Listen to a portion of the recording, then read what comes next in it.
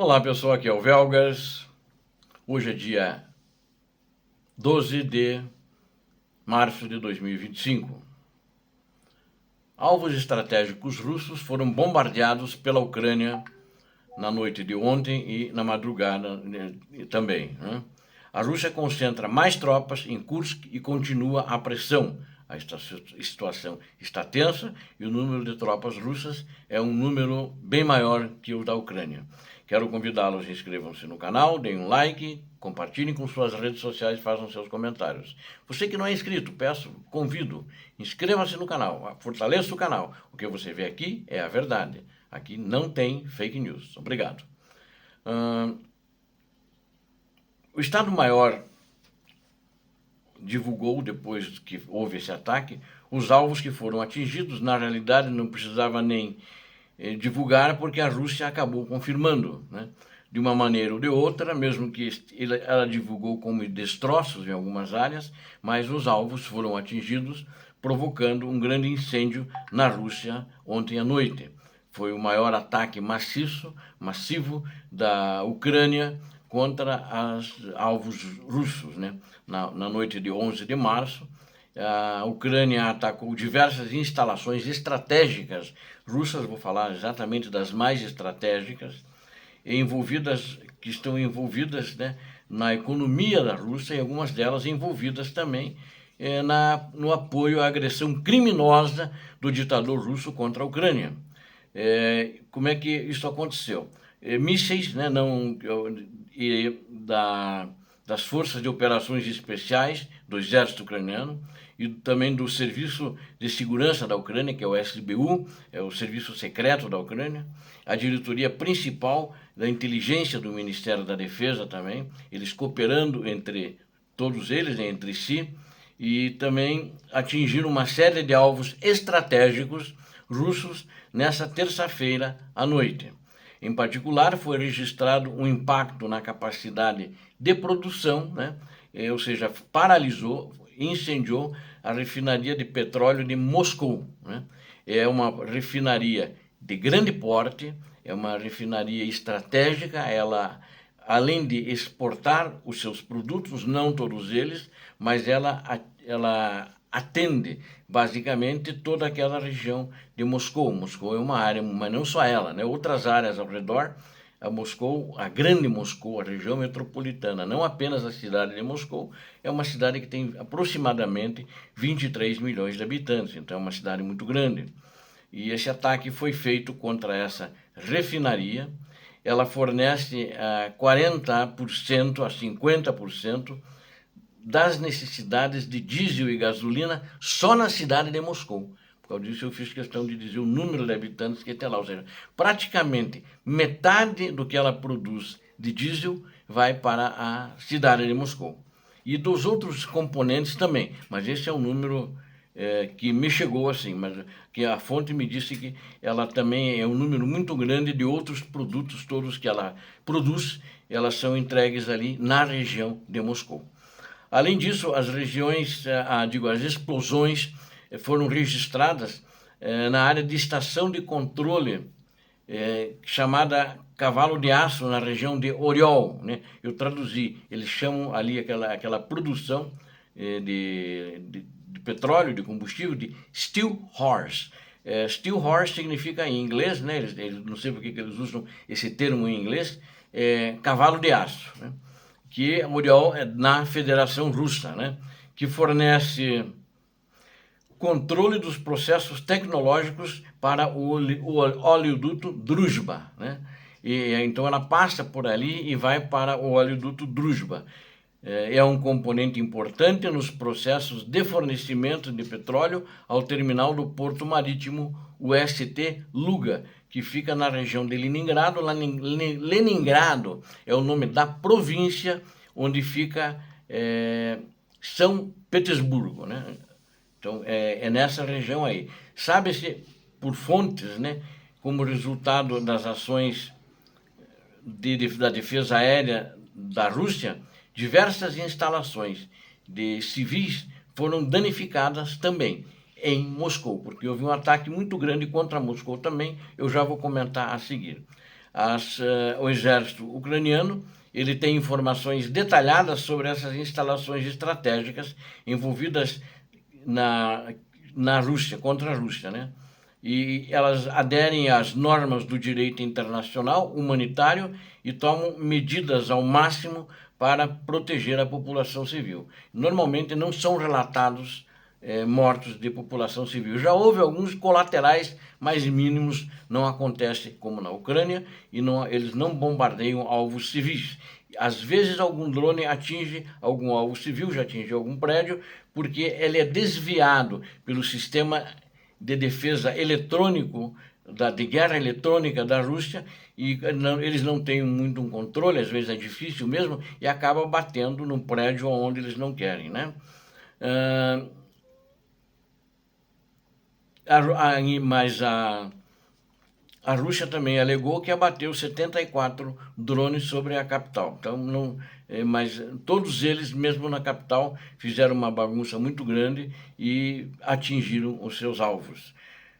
Os drones foram todos eles registrados por câmaras de segurança e moradores locais. Então a Rússia não teve mesmo como negar. Os moradores sempre repassam nas redes sociais e acabam caindo na Ucrânia, e os serviços de segurança da Ucrânia estão sempre de olho para justamente poder confirmar os ataques deles, não só através dos drones de reconhecimento, que estão longe dentro de Moscou, eles não andam drones de reconhecimento, ou mesmo nas imediações de Moscou, né? E é o maior ataque de drones durante a guerra que foi dirigido contra a Rússia e contra Moscou, justamente na véspera das negociações. E o Ministério da Defesa da Rússia afirmou que as forças interceptaram, nesse ataque massivo, elas interceptaram 337 drones, mas tinha muito mais drones. A Ucrânia deve ter atacado com uns 500, 600 drones em todas as regiões, né? Inclusive a região de Moscou, que foi atacada e com êxito. O ataque ocorreu logo com as delegações se preparando para fazerem as negociações. As consequências do ataque de drones contra Moscou, na data de ontem, foram grandes, né? Inclusive prédios civis e o aeroporto de Domodedovo foi atingido, o estacionamento, onde mais de 20 carros foram incendiados por um drone que explodiu no estacionamento. E também um ataque, esse ataque massivo, muitos destroços de drones caíram em prédios, né? Mas esses que foram destroços, quando foram atingidos pelas baterias antiaéreas, eles acabaram provocando muitas avarias nos prédios, quebrando janelas, mas não houve casos de incêndio relatado em Moscou. Apenas houve 3 mortos em Moscou, não na cidade de Moscou, mas na província de Moscou, que a província de Moscou leva o mesmo nome da capital. E 18 outras pessoas ficaram feridas nessa região também. Os aeroportos de Domodedovo, Sheremetyevo, Vnukovo e Zhukovsky, em Moscou, eles restringiram os voos, os aeroportos ficaram fechados durante os ataques e algumas horas depois já abriram, né? Então já estão abertos. Na realidade, esse ataque contra Moscou foi feito na madrugada de ontem, e ontem, a partir das 9 horas no horário local, eles foram reabertos. Apenas para o conhecimento de vocês, o Vnukovo e Domodedovo, eles são aeroportos internacionais. O Sheremetyevo e Zhukovsky, eles são aeroportos de voos regionais na Rússia, né? E também a base aérea de Gilevo, na região de Ryazan, foi atacada, mas os alvos que foram atingidos não foram confirmados. Pelo menos eu não tenho essa informação. E acredito que a Ucrânia talvez tenha feito isso para lembrar ao ditador russo que ele também deveria ter interesse em um cessar-fogo. Por causa disso, eles fizeram um ataque diretamente contra Moscou. Enquanto isso, os russos estão avançando em Kursk, né? Como eu falei no início, não é bem avançando. Eles, de fato, tomaram algumas posições à frente, mas eles estão concentrando tropas. Acredito que vão fazer um ataque muito pesado, se já não estiverem fazendo hoje esse ataque pesado para tirar os ucranianos, o que eles estão tendo muitas dificuldades ainda. Mas eles já conquistaram algum território, mas a parte estratégica onde está a Ucrânia, como Súdia, ainda não, entre outros, né? Então eles estão consolidando suas tropas, estão trazendo mais tropas, eles têm um número muito superior de tropas e a maior atividade deles está no leste, né? Eles querem avançar na área de Mirne e Zuzuluca e também está consolidando e puxando as forças, principalmente, justamente porque na parte leste da cidade de Súdia, é onde ele pretende tomar, porque é em Súdia que tem aquela estação de bombeamento de gás, inclusive para os ramais que vão para diversos países, e eles querem manter isso, né? E as forças ucranianas estão ocupando linhas apropriadas para conter essa pressão dos moscovitas, mas eu acho que talvez seja muito difícil, é extremamente difícil, né? Porque agora a pressão é muito grande, um número muito grande de tropas e de equipamentos. Eles inclusive tiraram do teatro de operações essas tropas, esses equipamentos da Ucrânia, né? Onde eles estavam atuando bastante. E também tem o flanco direito na área de Gievo, eles conseguiram deter um pouco os ucranianos, detiveram um ataque, uma horda, né, que as tropas norte-coreanas estavam trazendo, fazendo muito barulho e fazendo todo o trabalho duro para os moscovitas, mas eles foram contidos ali, né? Então, não sei como é que vai ser, essas tropas vão engrossar, eu acredito que talvez a Ucrânia tenha que fazer uma retirada estratégica, mesmo porque agora com as negociações ainda não concluídas, talvez nem começadas, dá para dizer, mas que aconteceram ontem, começaram. Vou falar no próximo vídeo sobre elas, assistam, vocês vão ver que é interessante, tem coisas muito interessantes. No último vídeo eu falo sobre como é que está a situação em Pokrovsk também, e o Trump, o que ele fala sobre as negociações e sobre Zelensky. Isso tudo é muito importante para o que está acontecendo no teatro de operações.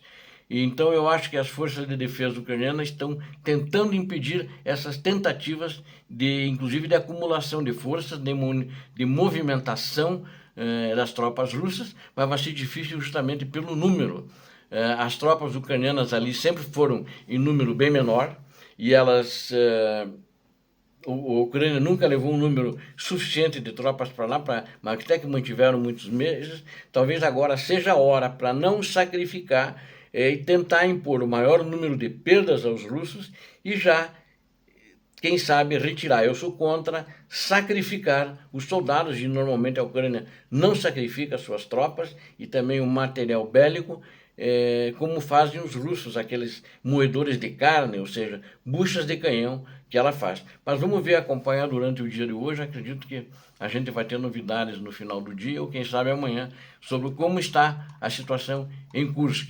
Como a Ucrânia em muitos lugares se retirou e muitas vezes depois até recuperou, como está recuperando na região de Pokrovsk e outros no teatro de operações ucranianos. Conto com vocês para inscreverem-se no canal, que você viu aqui é a verdade. Inscrevam-se no canal, deem um like, compartilhem com suas redes sociais, façam seus comentários. Deus abençoe vocês, Deus abençoe a Ucrânia, Deus abençoe o Brasil. Paz e bem, paz para toda a humanidade.